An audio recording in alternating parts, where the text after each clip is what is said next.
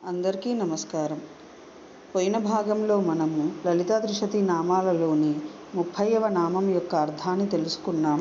ఈ భాగంలో 31వ నామం యొక్క అర్థాన్ని తెలుసుకుందాం. అస్మద్గురు దివ్య చరణారవిందాభ్యాం నమో నమః.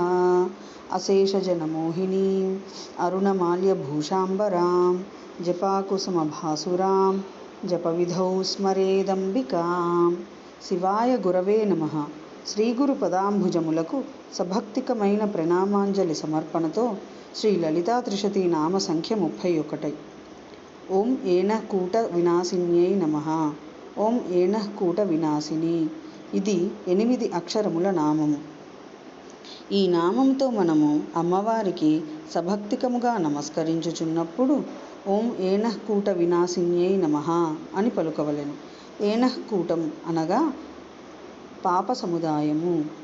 ఆగామి కర్మ, సంచిత కర్మ, ప్రారబ్ధ కర్మ అను భేదముతో ఆ పాపము సమిష్టిగా దృఢతరమై ఉండును.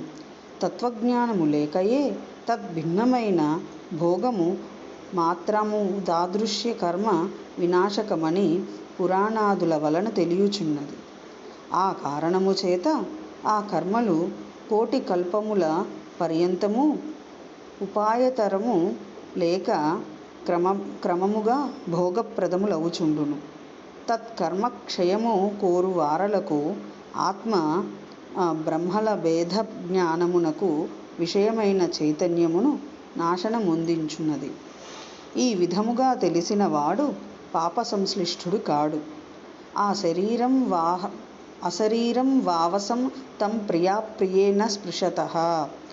శరీర తాదాత్మ్యము లేని బ్రహ్మనిష్ఠునికి ప్రియాప్రియములు రెండూ స్పృశించవు అని మొదలైన శృతివచనముల వలనను అహం త్వా సర్వ పాపేభ్యః మోక్షయిష్యామి, నేను నిన్ను సర్వపాపముక్తుడను చేయుదును అని భగవానుడు అర్జునునకు చెప్పిన స్మృతివచనానుసారము ఈ విషయము ద్యోతకమగుచున్నది.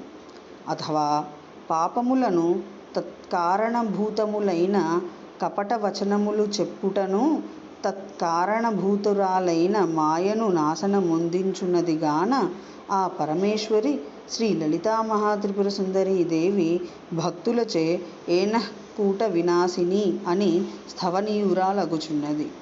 ఓం ఐం హ్రీం శ్రీం ఏనః కూట వినాశిన్యై నమః. శివశక్తిరూపాయ నమః శివాయ.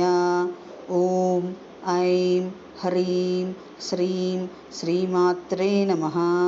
సర్వం శ్రీ సద్గురు దివ్య చరణారవిందార్పణమస్తు.